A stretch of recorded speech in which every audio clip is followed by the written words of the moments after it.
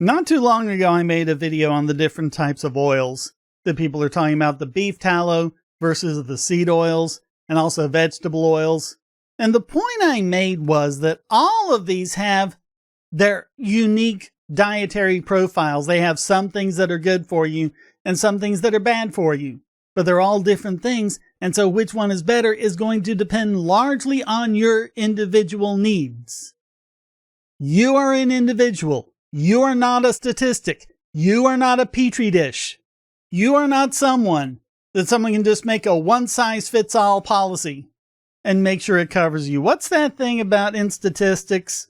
According to statistics, everyone in the world is a dead Chinese woman or something like that. Yeah, keep that in mind when they say, oh, this makes people do this and has this effect on people and things like that. Well, is that the effects that it has on dead Chinese women? I don't know. Good article from Steve Novella over here on Science-Based Medicine. Seed oils are not bad for you. Actually, they might be if you have specific dietary needs. That means you should avoid it. Like in my case, for example, I need to avoid the nightshades. Other people might not have any problem with those. I need to avoid them. It's just how we are. We're all different. We all have different biochemistry. Start treating patients as individuals, not as statistics. So he writes, so-called health influencers, self-appointed health gurus spreading their unvetted opinions about health through social media. Yeah, because it's horrible now that started happening. This problem started way before social media, I'm telling you. Latest one, seed oils are bad for you. Our chief health guru, RFK Jr., blames it for the obesity epidemic. Yeah, I've gone on before as well about using the word epidemic with things like obesity. What is like obesity catching? Like if I stand next to a fat person for too long, I get fat myself? How does that work? I'm not exactly sure where this demonizing of seed oils originated, but health gurus love to demonize bad food while promoting their own brand du jour of superfoods, so they all quickly jumped on the anti-seed oil bandwagon. I covered this before, I remember, when, like McDonald's and everyone was using beef tallow. And everyone said, oh, that's bad because that's got saturated fat, but it's got a high smoke point, which means that it's a really good thing for restaurants to use that are just cooking in oil all day, all day, all day, all day, all day. But no, it's bad for you, so switch over to vegetable oil. Well, vegetable oil has a low smoke point. So you can overheat it, and then some of those chemicals turn into toxins and carcinogens and all sorts of mean, nasty, ugly things. Seed oil, as I covered, is kind of in the middle. It's got a nice smoke point. It's good for that. However, it might have certain other problems as well. And again, which one is best is going to depend on you and your own needs. And that's the thing that everyone needs to keep in mind. We're all individuals. Unless you're a dead Chinese woman, I guess.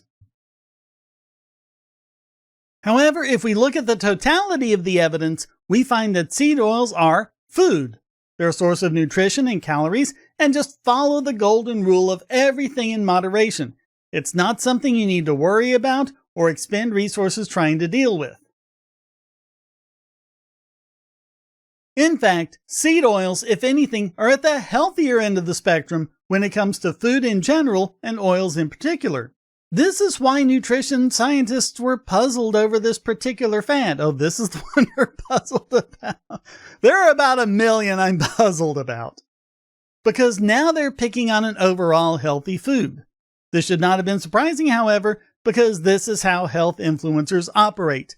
Misinterpret preliminary or partial information, leap to ridiculous conclusions, as long as this gives you something to scare people about or something to sell. It's good for engagement. Learn the one food you must avoid to stay healthy. The simple solution, yes. It's clickbait health advice. The teal deer is, seed oils are just fine. In fact, it's good that your diet contains some seed oils. Don't worry about it. Go on with your lives, citizens. Their effect on cholesterol and therefore heart and other vascular disease appears to be beneficial. They have omega-6 fatty acids, a polyunsaturated essential fat, such as linolenic acid, which reduces LDL, the bad cholesterol, and that's a good thing. Yeah, I don't really get this. Omega-6s have been demonized, maybe because of these same health nuts. But yeah, omega-6s can actually be very healthy. And linolenic acid is an essential fatty acid because you can't have it manufactured by your body from other stuff. You have to get it directly in your diet. Increased levels of linoleic acid reduces the risk of fatal coronary heart disease. Yeah, isn't it something like 750,000 Americans who die every year from heart disease? Don't quote me on that. That might not be exactly right, but it is up there, man. This aligns with other research finding a reduced risk of heart disease with lower LDL, which omega-6 does. There's also the ratio of consumed omega-3, the other good fat, and omega-6. Pre-industrial societies had a ratio of around 4:1. That's 4 times as many omega-6s as omega-3s. Yeah, that sentence is worded a little fungly, but that's what he's saying. Industrialized diets, which do contain more seed oils, can be closer to 20:1. The claim is that this increases both inflammation and clotting. But you're talking about basic science information, which is always difficult to apply to whole organisms. This is where many health gurus fail. They extrapolate from the petri dish to human health, but this is not a straight line. And as I've covered, this is also the case with murine tests. You do tests on mice and extrapolate it to humans, when it doesn't always. The root beer example again. Safrole causes cancer in mice. It doesn't in humans because we don't have that metabolic pathway. We have a different metabolic pathway that makes it so the chemicals that would become carcinogenic don't. So it has the opposite effect on us, and yet it's banned. Safrole is banned, sorry, root beer isn't real. Because government is looking out for your health. We need to look at clinical evidence and whole organism evidence to see what is actually happening, and we find that omega-6 is associated with decreased inflammatory markers, if anything, although we need to do more research. There's always that disclaimer, gotta do more research. Because we never know anything with a 100% certainty. In the end, there is no evidence that having a higher than 6:3 ratio is a health risk for inflammatory or vascular disease. What is very likely true is that the body, which is a dynamic homeostatic system, just deals with it without any significant effect. And if you do want to make that ratio closer to pre-industrial societies, the best way is to increase your omega-3 intake, not decrease your omega-6 intake, since both oils are overall heart healthy. And then there's the claim, I mentioned this earlier, that cooking or heating them, once you get to the smoke point, can result in the formation of toxic chemicals, such as aldehydes. There may be an issue with repeatedly heating seed oils to high temperatures, such as in a restaurant deep fryer, but not with home use. Again, there is no proven risk here, just something requiring further study. There is also a simple way to avoid any potential risk. Swap out the oil in deep fryers a bit more frequently. But you see, this is exactly the kind of thing that ends up being a problem with people of lower income, because oil is expensive, and when we deep fry things, we want to reuse the oil. But the more you reuse it, the more you reheat it, the more you have those problems. Unless you switch to an air fryer or something. I don't know, I'm from the South. We love our deep fried everything. Alright, so there are chemical processes in the industrial formation of seed oils rather than cold pressing, which is more costly. But anything added in this process is later removed to insignificant levels, and so again, there is no evidence of risk or harm.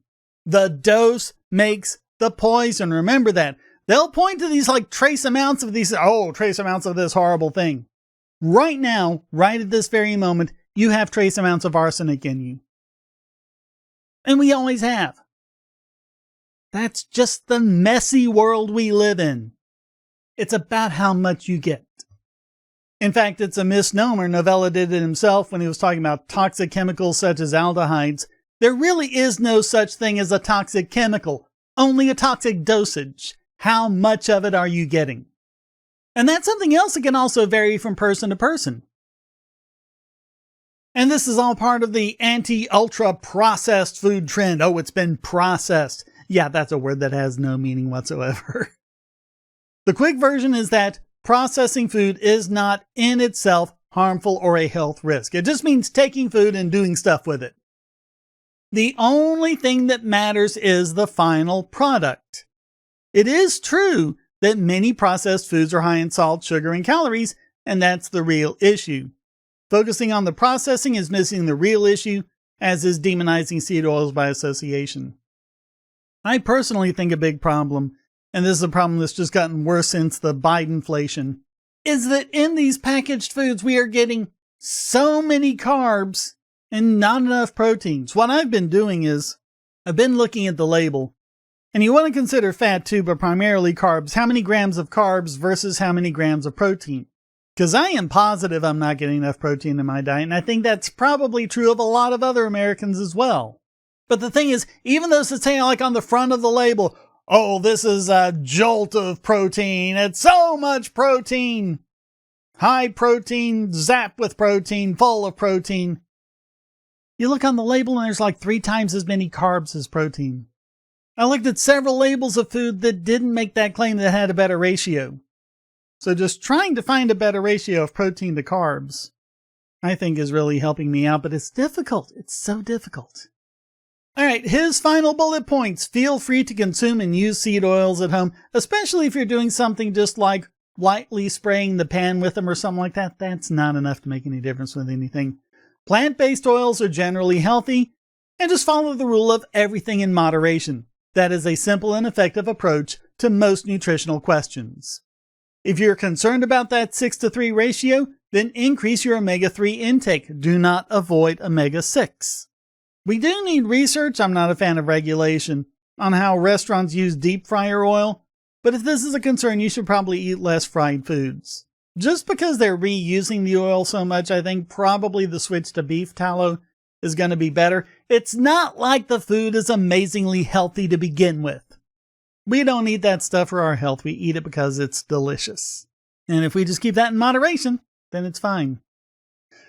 Do not listen to anything RFK Jr. has to say. He is a dangerous health crank and conspiracy theorist who does not know how to interpret scientific evidence.